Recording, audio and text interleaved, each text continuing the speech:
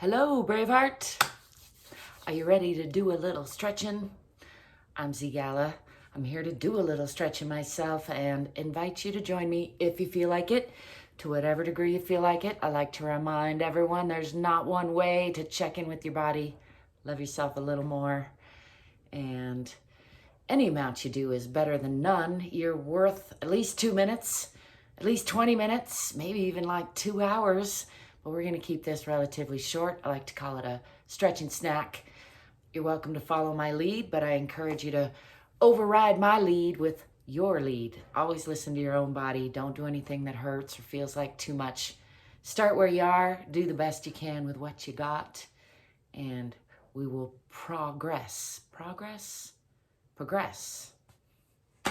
It's been a long day for me.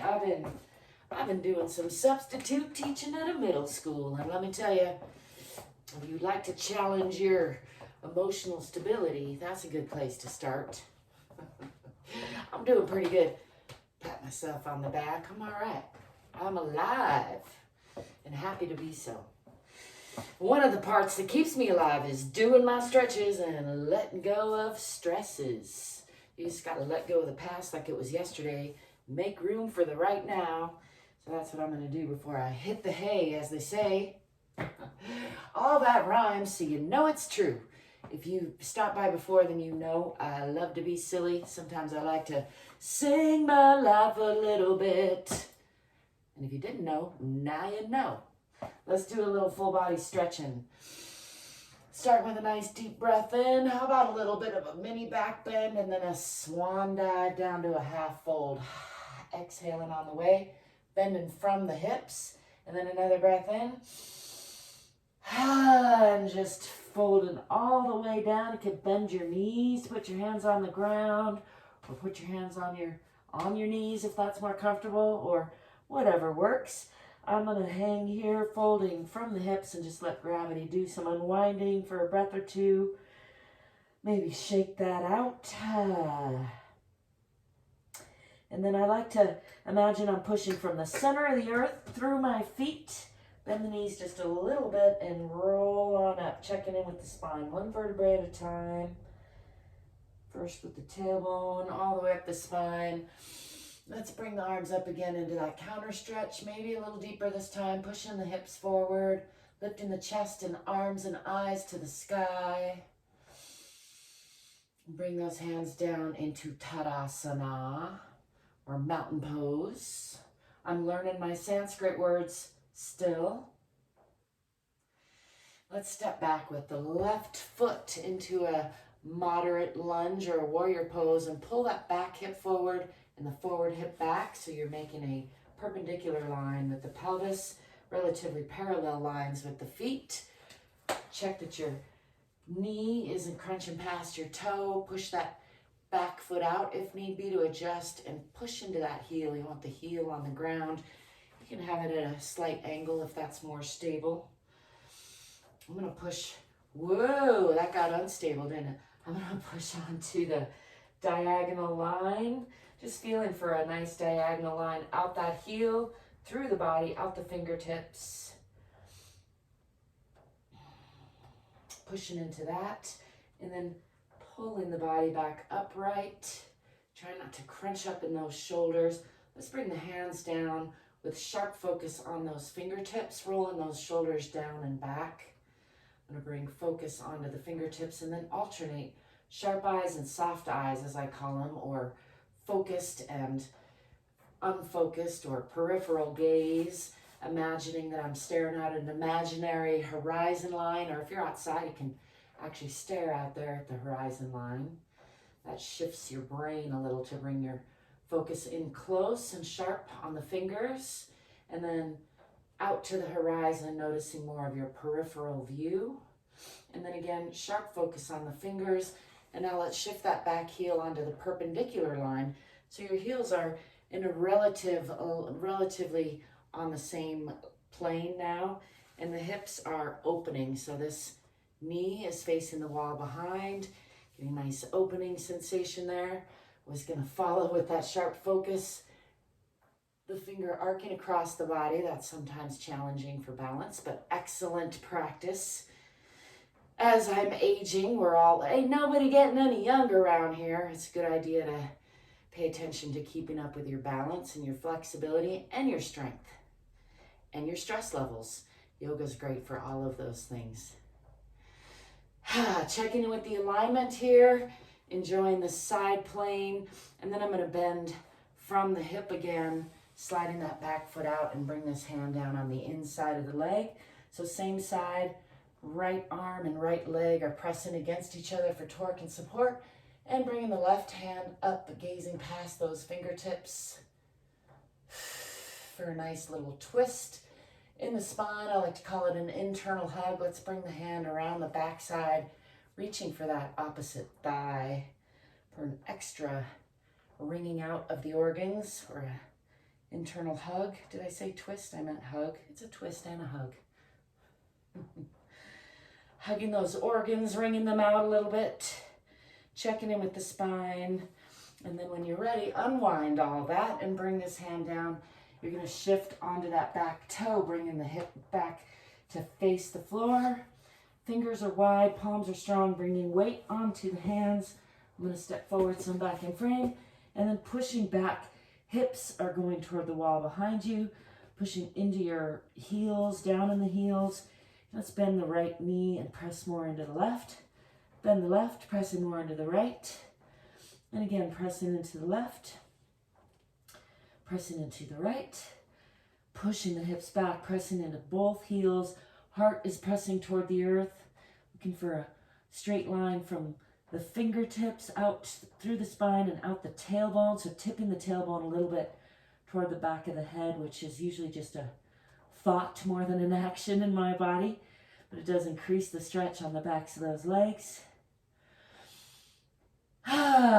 Don't forget to breathe and smile, and you have full permission to sigh. In fact, I encourage it. And then let's swing the body forward, either chaturanga or plank, coming through a plank and dropping the hips and the knees, releasing the toes and pushing up through the chest. So making sure not to collapse in those shoulders, lifting the eyes and the chin toward the sky, getting a nice stretch through the front of the body. Try to just relax the belly here. If you need to, keep your buttocks tight so that you protect your low back. If you don't need to do that, you might enjoy just releasing all that. Again, try not to sink in the shoulders like I just did. And really enjoy a nice long stretch from the bottom of the pelvis all the way up through the chin. I can add a little tongue stretch there, and then let's tuck the toes under and lift the hips again, pushing back into the hips and down in the heels, pressing the heart toward the earth, tipping the tailbone toward the back of the head. And we're going to step forward with the left foot in between the hands. So stepping forward as much as possible, adjust as need be. Coming into a nice long lunge there. I like to bounce in my lunges. Some people don't like bouncing. Don't bounce if you don't like bouncing. That's my philosophy. Bounce if you like bouncing. Bringing weight onto the front leg and pull that back leg forward a little bit and then step forward. Come back into that forward fold and just hang here, letting gravity do some unwinding. Enjoy a nice heavy sigh again, if you feel like it. And then I'm going to bend the knees. Let's swing the arms back, lifting again the chest, the eyes, and the arms to the sky. Pushing the hips forward a little bit, coming into a deeper back bend or counter stretch. Let's bring the arms up and back down into Tadasana. Wiggle out those shoulders a little bit. They're feeling a little tense. It was a long, tense day. It was a long day. Parts of it were tense. I'll correct that. Not all of it. Let's step back with the other foot on the right side. Coming back into that moderate lunge or warrior pose. And again, pull your front hip back and your back hip forward to get a nice perpendicular line in the pelvis. Parallel lines with the feet. Pushing into that back heel. Checking that your front knee is not crunching past the toes and feeling for a nice long and strong core supporting your back and your front. I'm going to bring the arms up and let's push onto that diagonal and slide that back foot out just a little more. You do what's comfortable in your body, looking for a nice diagonal feeling from that back heel through the body, out the fingertips.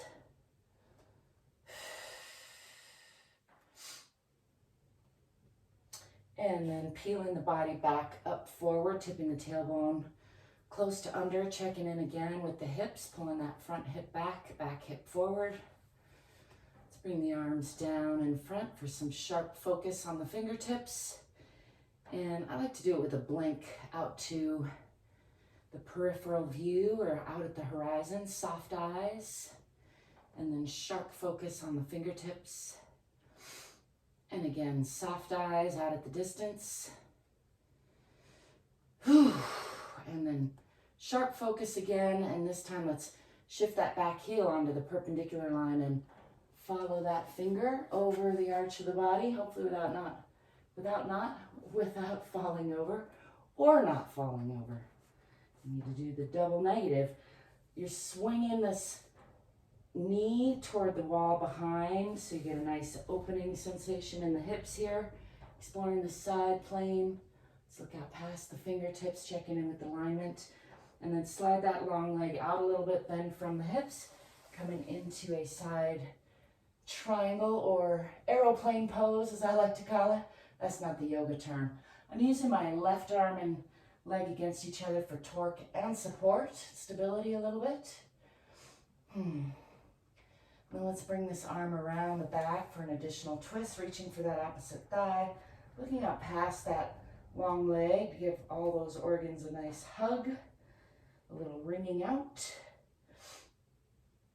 And then closing the hip, shifting onto the toe, bringing both hands down on the inside of that front leg. Bring weight onto those hands and bring that foot back to meet the back foot and push the hips back toward the wall behind you, pressing down in the heels, pressing your heart toward the center of the earth. Tipping the tailbone toward the back of the head a little bit, even if it's just in your mind, as it is in mine. Let's bring the knees down, coming into an all-four tabletop position. You want the thighs straight up and down. Release those toes. We're going to slide those arms out into Uttanasana Shishosana, or extended puppy pose, bringing the forehead toward the floor. Keep eking those hands out. If it's comfortable, you can come all the way down to place the forehead on the floor. And I like to just enjoy a little passive stretching here. Passive stretching means releasing the muscles. So you're just trying to get them to relax. You're not using any muscles to pull. You're just using gravity and the position of your arm against the floor to get a nice stretch through the shoulders, through the chest. That feels really good to me, although it's almost painful. I carry a lot of tension there, so I find this keeps the pains at bay if I remember to do it regularly. That almost rhymed. And then let's walk the hands back up when you're ready. Coming back to tabletop position or all fours. Hands are under shoulders, knees are under hips. Let's pull up in the abdomen, tuck in the tailbone, tuck in the chin, rounding the spine, exhaling and pulling up in the abdomen. That's cat position or Modern-Day You're spreading the shoulder blades apart and stretching from front to back. Top to bottom would be, but now on all fours kind of changes it up. Stretching across the spine in all directions. Pulling up in the abdomen. And then this is often paired with what's called cow or Bittilasana. Letting the belly drop a little bit, breathing into the belly, tipping the tailbone and the head toward each other a little bit, lifting through the chest, lifting with the eyes. It's really more of a lift in the chest and the tailbone more than a drop in the belly, but do breathe into the belly. And then exhale back into cat or Modern-Day pulling everything up, rounding the spine, pushing into that, pushing out the air. And then inhale into Vittilasana. Exhale. And inhale. And exhale. And inhale.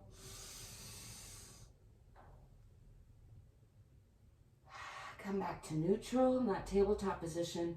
Tuck your toes under, lift your knees and hips, and push back into Adho Mukha Asana, or downward facing dog. Again, pressing the heart toward the floor, pressing down in the heels, pressing the hips back toward the wall behind you. And then let's step forward with that right foot in between the hands to a nice long lunge. Slide that back foot out if you need to. Bounce if you like to. Just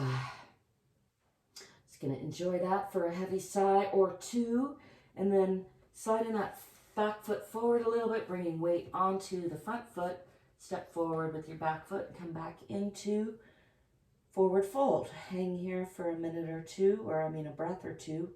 You do a minute or two also, but I'm probably only going to do half a minute or less. Let's bend the knees, swing the arms back, and come into that counter stretch again.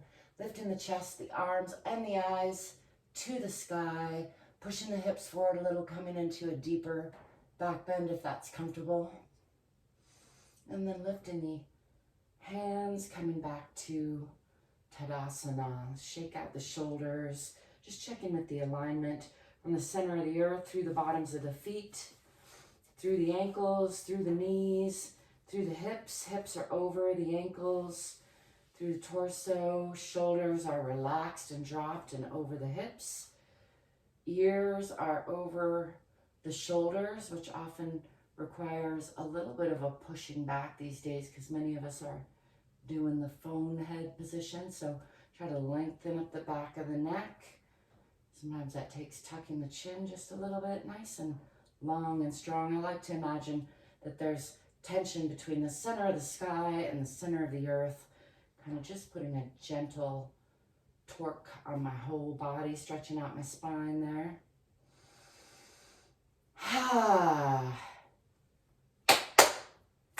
Add a couple little clap snaps and let's just do a little free arm swinging. Shake all that out.